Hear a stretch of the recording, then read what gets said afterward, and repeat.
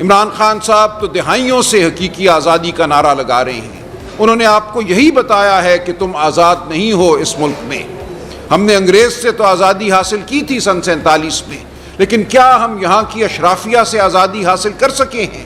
کیا یہاں کے وہ بالادست طبقے جنہوں نے ہمیں، ہمارے بچوں کو دبائے رکھا ہے، وہ ہمارے اسکول ہوں، ہمارے ہسپتال ہوں، ان کی حالت جو ہے وہ ہمارے سامنے ہے. میں یہاں حاضر ہوں آپ کے سامنے بطور پاکستانی، بطور شہری. میرا پی ٹی آئی سے بھی تعلق ہے، لیکن میرا بنیادی آپ کے سامنے جو میری شناخت ہے وہ بطور انسان اور بطور پاکستانی ہے. یہ حملہ آپ سب پہ ہوا ہے، ہمارے بچوں پر ہوا ہے، ہماری نسلوں پر ہوا ہے. پاکستان کو اب بالکل ایک محکوم ملک بنانے کی ایک سازش ہے. میں کہوں گا خواہش یہ ہے کہ کوئی بھی یہاں پہ نہ بات کر سکے، وہ صحافی ہو، وہ وکیل ہو، وہ سیاسی ورکر ہو، ہر ایک خوف میں رہے. ہر ایک کو یہ پتہ ہو کہ اگر مجھے اٹھا لیا گیا، میرے ساتھ اگر وہ ہوا جو انتظار پنجھوتا کے ساتھ ہوا ہے، اس سے پہلے لاتعداد لوگوں کے ساتھ ہوا ہے، وہ عمران ریاض ہو، وہ ارشد شریف ہو، تو کوئی مداوع نہیں ہوگا. اب نہ کوئی ایسی عدالت ہوگی جہاں ہم دروازہ کھٹکھٹا کر یہ محسوس کریں کہ یہاں کوئی ایسا بیٹھا ہے جو آزاد روح رکھتا ہے، جو آزاد ذہن رکھتا ہے، جو ہمیں کوئی ریلیف دے گا، ہمیں انصاف دے گا. وہ دروازہ اب ہم پہ بند کر دیا گیا ہے. تو کیا یہ ہے ہمارا مستقبل؟ کیا ہم پاکستانی اس لیے پاکستان میں ہیں؟ کیا اس ملک کا وجود اس لیے آیا تھا کہ آپ اور میں بھیڑ بکریوں کی سی زندگی گزاریں، چونٹیوں کی سی زندگی گزاریں؟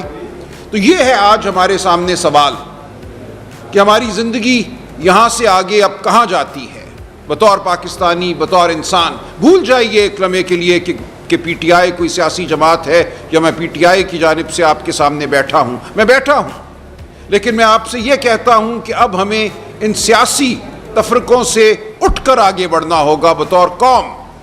کل ہم میں سے کوئی بھی وہاں بیٹھا ہو سکتا ہے لاچار، ہاتھ بندھے ہوئے، پاؤں بندھے ہوئے، کان سے خون بہتا ہوا.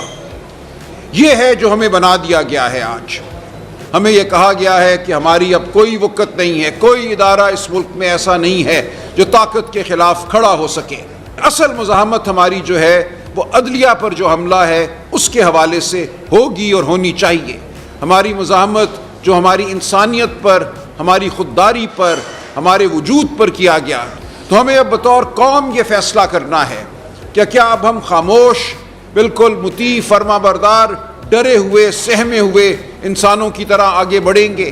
انسان کہنا بھی اب شاید ہمارے لیے ایک زیادتی ہے. کیا ہم انسان ہیں؟ کیا ہم کوئی وجود رکھتے ہیں، کوئی رائے رکھتے ہیں، کوئی عزت رکھتے ہیں، کوئی آزادی رکھتے ہیں اس ملک میں، یا ہم ایک محکوم قوم ہیں؟ یہ ہمیں فیصلہ کرنا ہے. اس وقت 5 سے 16 سال کی عمر کے 8 کروڑ بچے اس ملک میں بستے ہیں.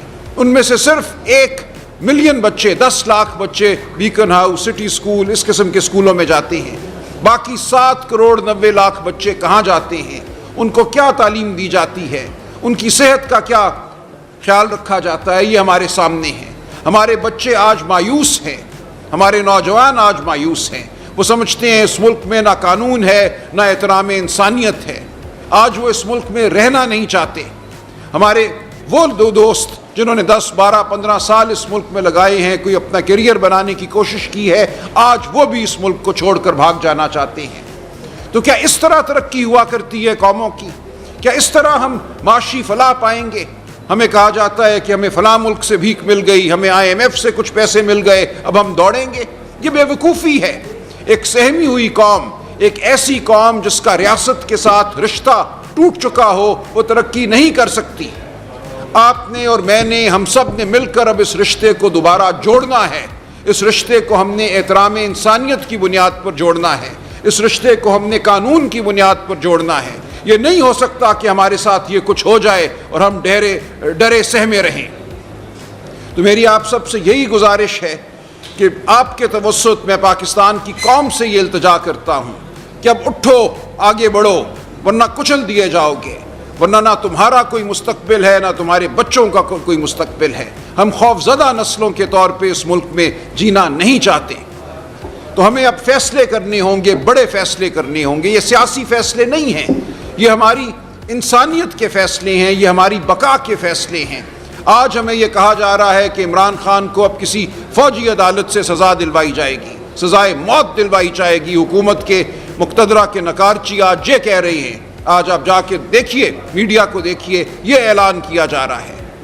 آپ کو یہ کہا جا رہا ہے کہ ایک لیڈر جس پہ آپ نے اعتماد کیا، جس کو آپ نے ووٹ دیا 8 فروری کو، جس ووٹ کو پامال کیا گیا، دھاندلی کی گئی، جو لوگ آپ نے منتخب کیے تھے ان کو منتخب ایوانوں میں جانے نہیں دیا گیا، اب اس فراڈ کی بنیاد پر قانون سازی کی جا رہی ہے اور اس قانون سازی کے ذریعے عدالت کی طاقت چھین لی گئی ہے، اور عمران خان کے ساتھ ہم عبرت کا کام کریں گے، ہم اس کو عبرت کا نشان بنائیں گے۔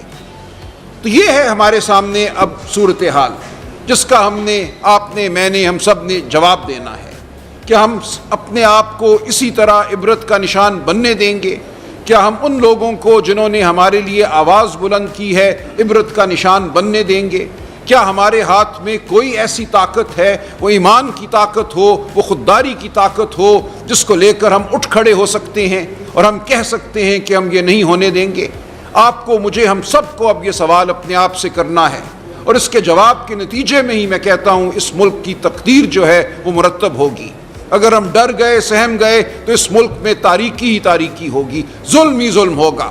لیکن اگر ہم کھڑے ہو گئے تو ہم آج بھی اس ملک میں شرافت کا، قانون کا بول بالا کر سکتے ہیں۔ تو میرا آپ سے صرف یہی سوال بھی ہے اور یہی استدعا بھی ہے، کھڑے ہوئیے، اپنے آپ کو اس طرح کچلنے نہ دیجیے ان طاقتوں کو جو آپ کو کچلنا چاہتی ہیں۔ لیکن ابھی تک میں نے وہ نہیں دیکھا اس عوام کی طرف سے، اس قوم کی طرف سے وہ جذبہ، مجھے یقین ہے وہ جذبہ موجود ہے۔ 8 فروری کو جس طرح ووٹ ڈالا اس قوم نے، اس نے اس جذبے کا اظہار کیا۔ ووٹ ڈالنا ایک آئینی فریضہ تھا، ایک شرافت کا تقاضا تھا، ہمیں اب اس کو آگے لے کر بڑھنا ہے۔ سڑکیں ہماری منتظر ہیں، اس قوم کی منتظر ہیں، صرف ان سیاسی ورکرز کی نہیں جن کو ہم بسوں میں، ویگنوں میں بٹھا کر لاتے ہیں، پوری قوم کو باہر نکلنا ہوگا۔ عوام تب باہر نکلتی ہے جب عوام اپنے اندر وہ طاقت پاتی ہے، وہ غصہ پاتی ہے، جو ہم نے بنگلہ دیش میں دیکھا، جو ہم نے مصر میں دیکھا، جو ہم نے سری لنکا میں دیکھا۔ اس وقت یہ ہو رہا ہے کہ بہت سے لوگ یہ سمجھتے ہیں کہ سیاسی جد و جہد، سیاسی مزاحمت جو ہے ٹی وی پہ کوئی دیکھنے والی چیز ہے۔ یہ سیاسی ورکر ہیں جو بسوں میں بیٹھ کر آتے ہیں، ہر ایم پی اے کے ساتھ 30-40 اور یہ مظاہرے کرتے ہیں۔ میں کہہ رہا ہوں اس طرح انقلاب نہیں آتے، اس طرح ہم اپنی زندگیوں کو درست نہیں کر سکیں گے جب تک آپ، میں، آپ کے گھر والے باہر نہیں نکلیں گے۔ دیکھیں، آج سے 1 سال پہلے میں ایک وکیل تھا، صرف میں ایک بڑی پرآسائش زندگی گزار رہا تھا۔ میں بھی چاہتا تو کمپنیوں کی ایڈوائزری کرتا رہتا، اپنے گھر میں بیٹھا رہتا، دوپہر کو گولف کورس پہ گولف کھیلتا۔ آج میں دوڑتا پھرتا ہوں، میرے اوپر دہشت گردی کے لاتعداد مقدمے بن چکے ہیں۔ میں آپ کے سامنے بیٹھا ہوں، آج مجھ پر مزید مقدمے بنیں گے، میں آپ کو یقین دلاتا ہوں۔ تو یہ فیصلہ تھا جو میں نے کیا، جو ہم سب کو کرنا ہوگا کہ ہم اپنی زندگیوں کو بدلیں گے۔ جن گھروندوں میں ہم چھپ کر بیٹھے ہوئے ہیں، ان گھروندوں سے ہم باہر نکلیں گے۔ جب ہم سب باہر نکلیں گے تو یہ ملک آپ دیکھیں گے بدل جائے گا۔ جو مفادات کی خاطر ہماری تحریک میں شامل نہیں ہوگا وہ نیست و نابود ہو جائے گا۔ ایسا نہیں ہے، دیکھیں پارلیمان تو موجود ہے نا، جیسی بھی پارلیمان ہے، ہم اس کو نہیں مانتے کہ یہ صحیح پارلیمان ہے، لیکن ہم اس کو خالی بھی نہیں چھوڑیں گے، ہم میدان خالی نہیں چھوڑیں گے۔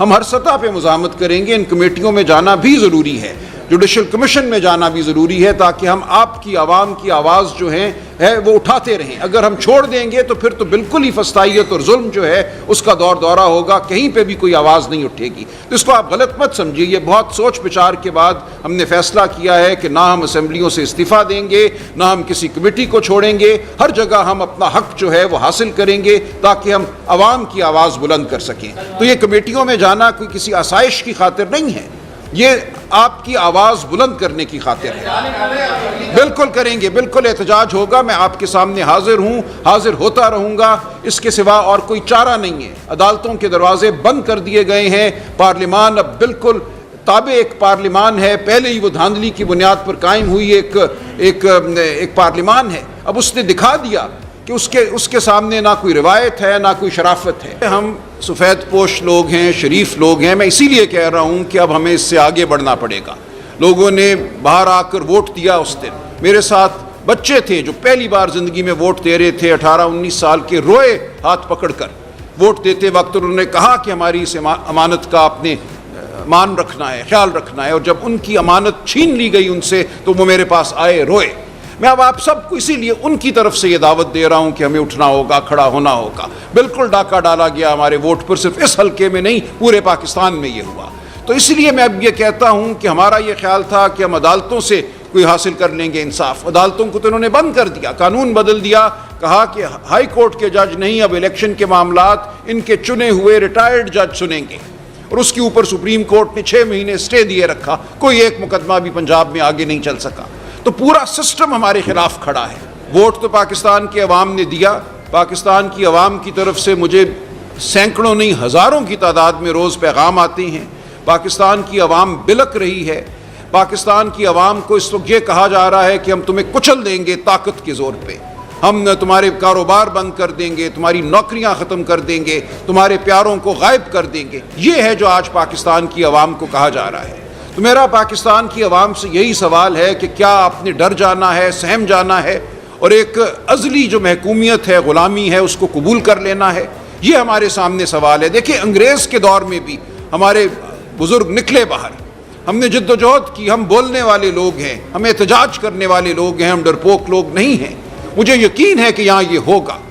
یہ اب بہت دیر نہیں ہے جب آپ دیکھیں گے کہ پاکستان کی عوام بھرپور طریقے سے باہر نکلے گی اور اس ظلم کو ختم کرے گی. نہ کوئی ڈیل ہے, نہ ہمیں کوئی یہ خیال ہے کہ وہ عدالت کے فیصلوں کی وجہ سے رہا ہوں گے. یہ بالکل ظلم کا نظام ہے. اس وقت ایک کے بعد دوسرا مقدمہ جھوٹا بنایا جاتا ہے, اور اب جو یہ کہا جا رہا ہے کہ ان کو ملٹری کورٹ میں لے جائیں گے, وہاں کوئی کرنل میجر صاحب بند کمرے میں بیٹھ کر جو مرضی سزا دے دیں. اور اس کے بعد جہاں ہم نے جانا تھا ہائی کورٹ, سپریم کورٹ, وہاں یہ لوگ بھر رہے ہیں. 17 جج ہاتھ سے پکڑ کے وہاں بٹھائیں گے, جن کا کام صرف یہ ہوگا کہ جو ظلم کے اشارے ہیں ان کے مطابق کام کیا جائے. عمران خان اگر آزاد ہوں گے, اگر سینکڑوں اور لوگ, ہزاروں اور لوگ جو اس وقت جیلوں میں ہیں وہ آزاد ہوں گے, تو اس لیے ہوں گے کہ آپ اور میں تحریک چلائیں گے. عدلیہ کا ہدف عمران خان ہے.